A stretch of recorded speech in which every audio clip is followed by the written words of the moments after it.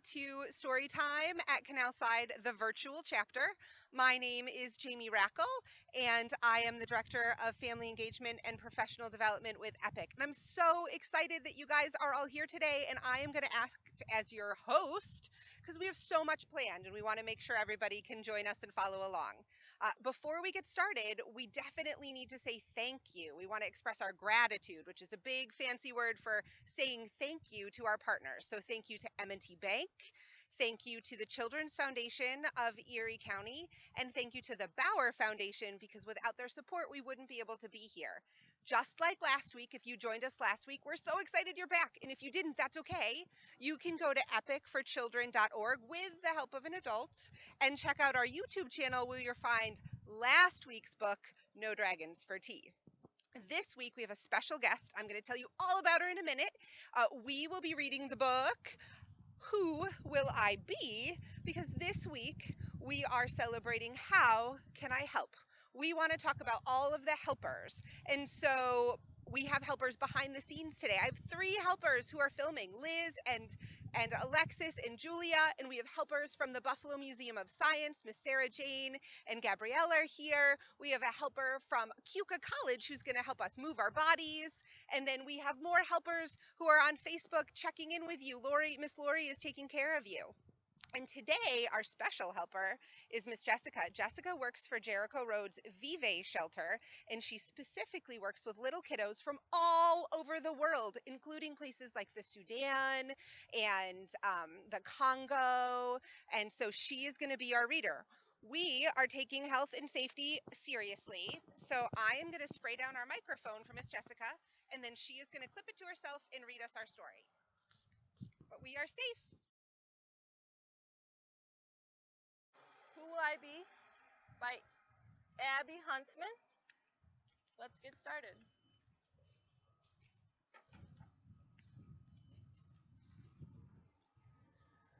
Who do you want to be when you grow up? Asked Isabel's teacher.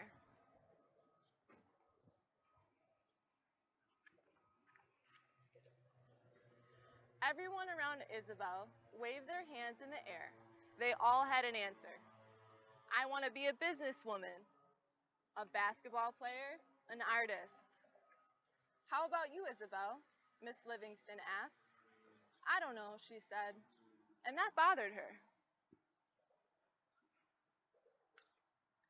It bothered Isabel during lunch, during music class, and during gym. It was still bothering her when her dad picked her up after school. I don't know who I want to be when I grow up, Isabel told her dad. Well, her dad said, what makes you happy?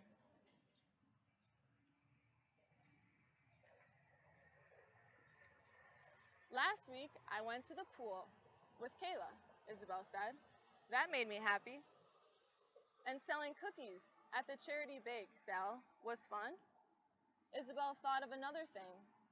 We found that man's pet parrot, remember? It made me happy that we helped him.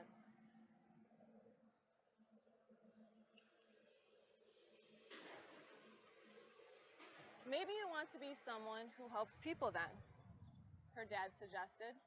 Helper isn't a job, Dad, Isabel replied. Of course it is, her dad said. Lots of jobs are all about helping to make the world a better place. Isabel wasn't too sure. Let's take the long way home, Isabel's dad said. I want to show you some people who have jobs helping others.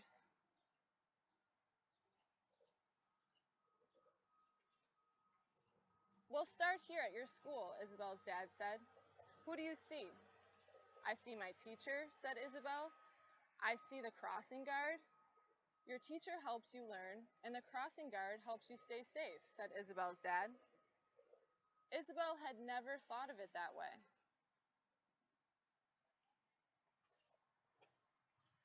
Let's see who else we can find, said Isabel's dad. A man in the white coat walking a dog gave Isabel a friendly wave. He's a veterinarian, Isabel's dad told her. He helps people by making their pets feel better.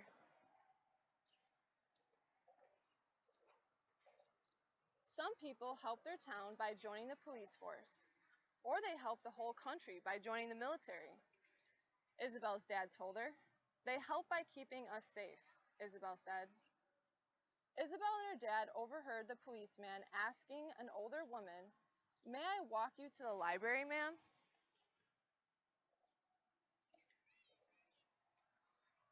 "Let's stop at the library, Isabel," said her dad. "Hi," whispered the librarian. Do you need help finding a book? I could also sign you up for our book club." "Yes, thank you," Isabel whispered. "Happy to help," the librarian whispered back. "Let's go to the park, Dad," said Isabel. "Can you spot the helpers here?" Isabel's dad asked her. Isabel looked around. She saw an activist asking those passing by to sign a petition. She saw a gardener in a city uniform. And she saw the garbage man, Isabel explained. He's helping by keeping our city clean and beautiful. There really were helpers everywhere. Next, Isabel and her dad passed a church. The pastor was out front. "What's your favorite thing about your job?" Isabel asked him. "Helping other people," he said. "I also like volunteering at the soup kitchen next door," he added. "Can we help with that too?" Isabel asked.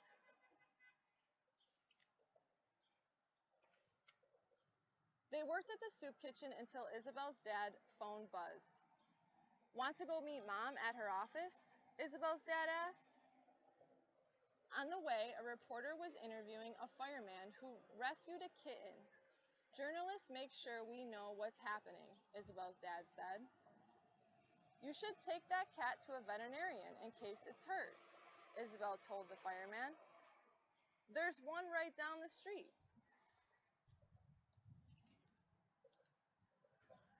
Soon, Isabel and her dad arrived to meet her mom.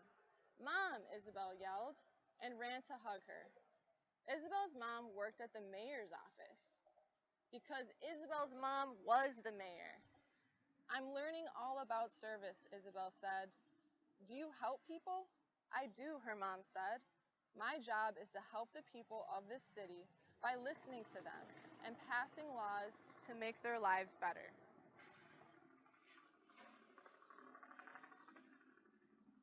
Isabel had a lot to think about. There were so many different ways of helping people and so many different jobs to choose from. "I still don't know who I want to be when I grow up," she told her dad. "But I know one thing. I want to be a helper." And that's it, boys and girls. Hi, everybody.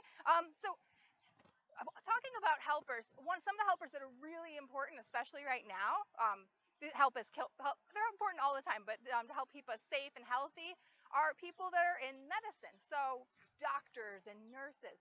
So when you think of a doctor or nurse, what kind of tools do they use? I don't know. So how about this? Does that look familiar? So this is what's called a stethoscope. And this one's a little bit weird. It looks a little different than maybe the one you see, but it's attached to a blood pressure cuff. So, but what do these do? When you go to the doctor, or if someone else goes to the doctor, what kind of things do they use this for? Oh, well, they use these to hear what's going on inside of you, because we can't see the things going on inside of us unless you have some special equipment. But with these, doctors and nurses, they can hear what's going on inside of you, and that can help figure out what's happening. If you're healthy or if you're sick. But some of the things that this looks at, sometimes they'll use it on your belly to see if your food's moving through okay.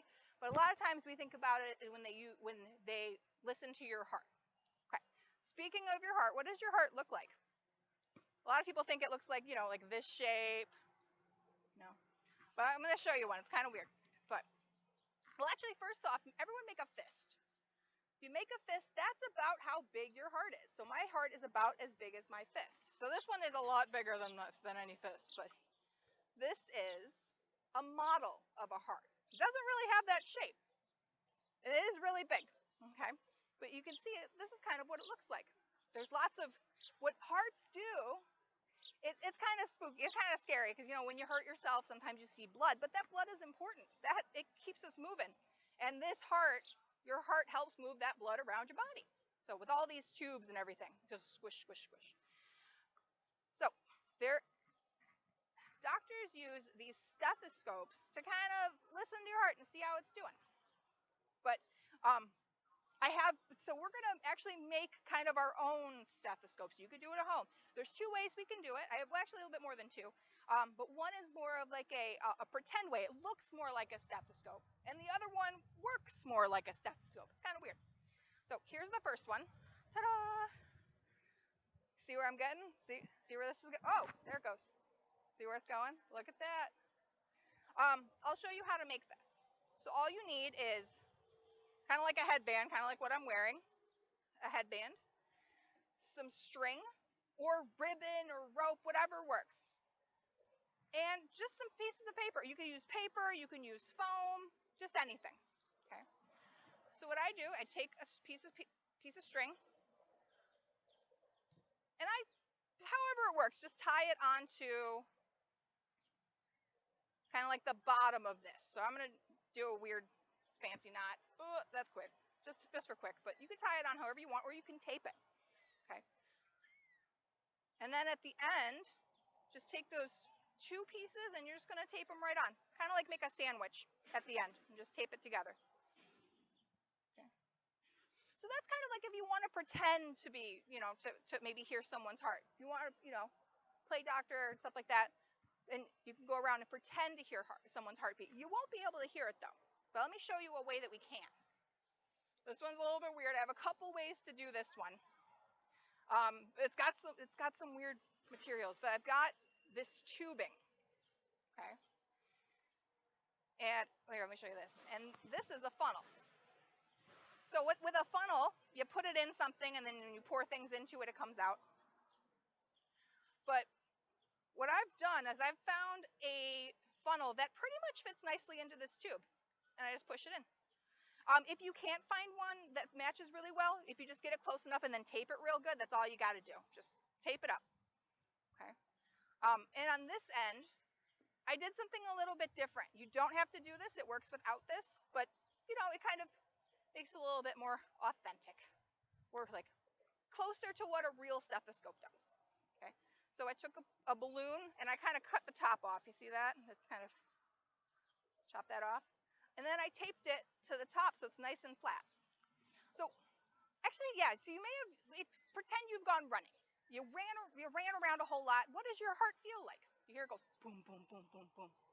When it makes that boom, boom, boom, it makes the air around it wiggle or vibrate. That's what we'll call it.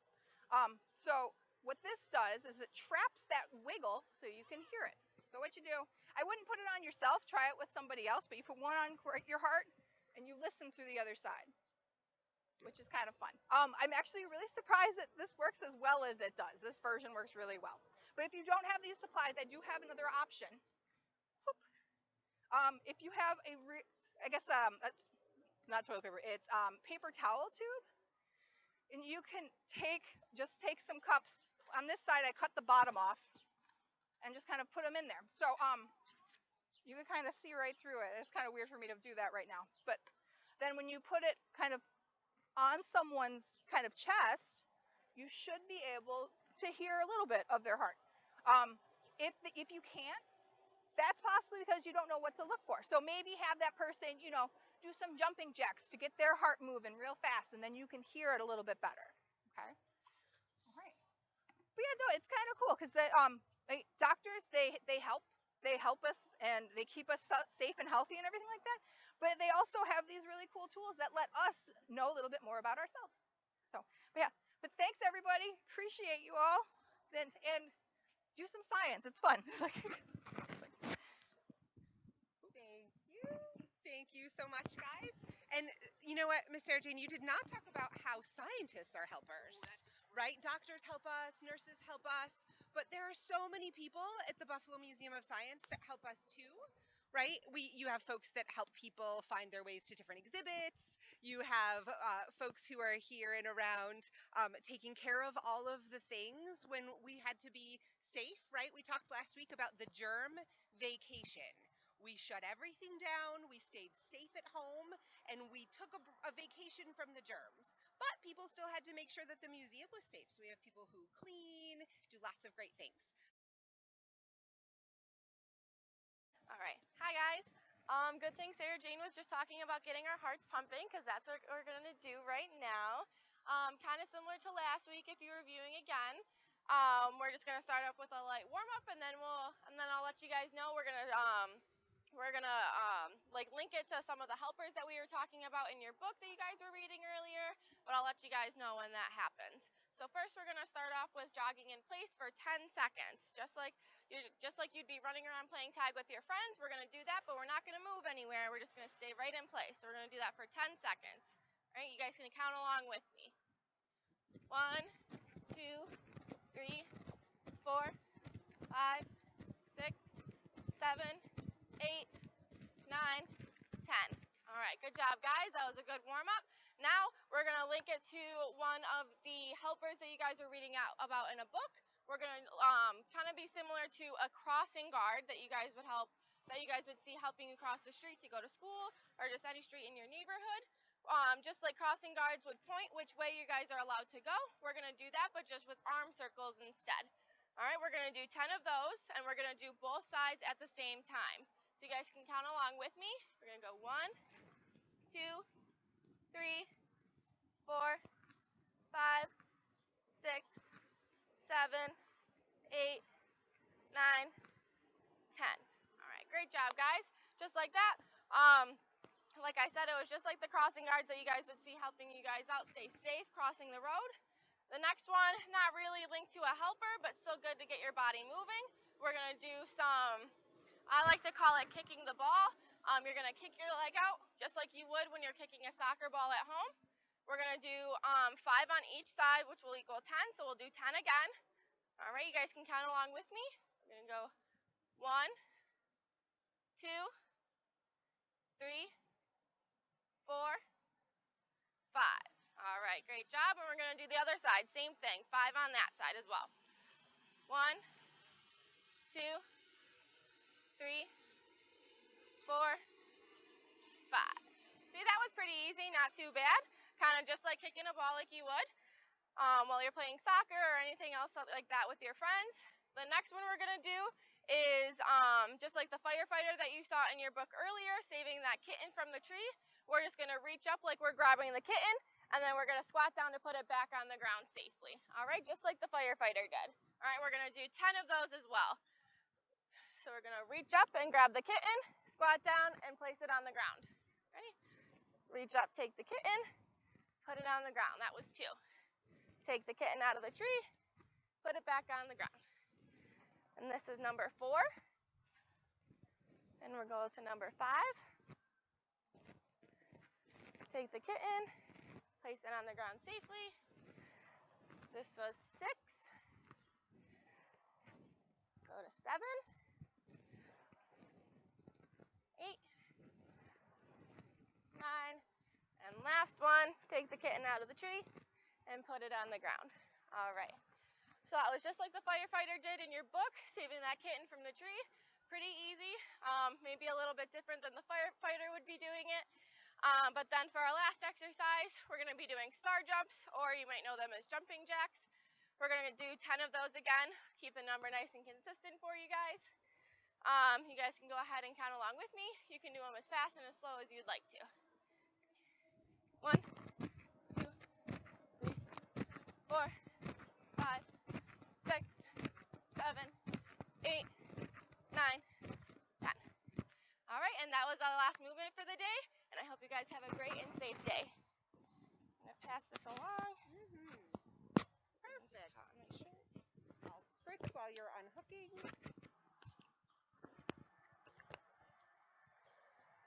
And then I will unmask and chat with you. We are going to get our art station all set up here. We have a really nice activity.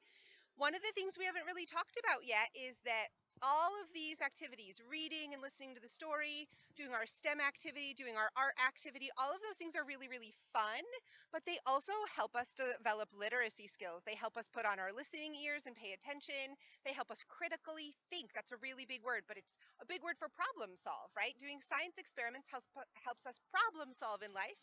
And then doing art helps us with shape recognition, our little fine motor skills, and helps us get ready and stay focused for when we are learning. So I am going to spritz one more time, and then I'm going to hand this to Miss Alexa.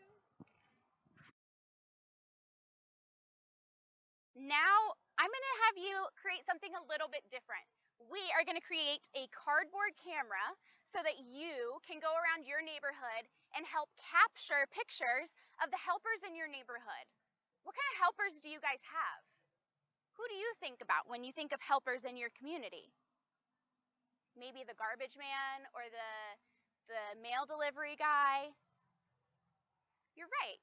So if you have a cardboard box, maybe you guys ordered something from Amazon or you went to Aldi for groceries and you have a leftover box, that's perfect. Grab your box, grab a pair of scissors, and definitely your mom and dad, because we definitely want to be safe with that. I'm going to be using my X-Acto knife today because it's a little bit easier for me and my hands. They don't like to work with scissors so much.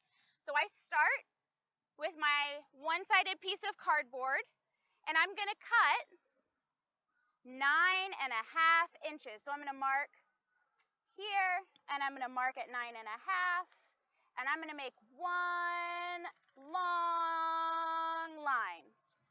After I make that one long line, I'm going to measure over 3 inches across and make another cut along 3 inches.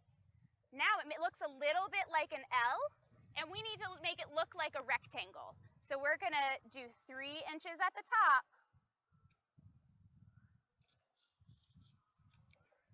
and cut the 9.5 inches to connect our two sides.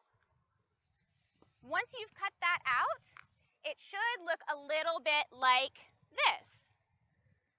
I went ahead and I cut 2 holes on either side because in a camera we need to be able to see through it. So this is the 2 holes where your eyes are going to go. Once you've done that, you're going to fold your piece in half and bend the sides over, and it's going to create a little bit box. I went ahead and did a little bit of decorating ahead of time with my marker. I went and I made the lens on the front. I went and outlined my little eyepiece for when I'm going to look through my camera to capture the helpers around me. And I got a little fancy on the back. I put a little picture viewer and some buttons along the sides. Another thing you're going to need to cut out of your box are 2 little pieces for your top and your bottom. So once you have your camera box ready, you're going to take your top piece and some tape. And you might need some help from mom or dad for an extra set of hands. So Miss Jamie, can I borrow you for an extra set of hands? I'm going to have Miss Jamie hold on to my box just like that. And I'm going to put that there. And we're going to use some tape to tape the top on my camera. Watch your finger. Don't want to tape her finger down. And I'm going to tape the other side. Once you have the top on, you're going to want a bottom too. So let's do the same thing upside down. Going to tape the top one side that way. Sometimes it's hard to find the end of your tape, but you got it. And then you'll tape the other side just like that. Thank you, Miss Jamie.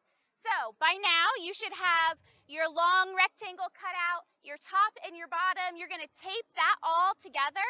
If you want to be fancy, you can glue, but it's easier for me to tape, so that's why I chose tape today. Once you have your camera all set, you're ready to go find some helpers. You might need a way to keep it on yourself so you don't lose your camera. I made a nice little hanger so I can have my camera hanging around my neck just like this. I made it out of tape. I just taped 2 sides of my tape together and I'm gonna put it on my box, on my camera. This will help you so that you don't ever lose your camera, because that would be sad. We're just gonna tape that right on the sides.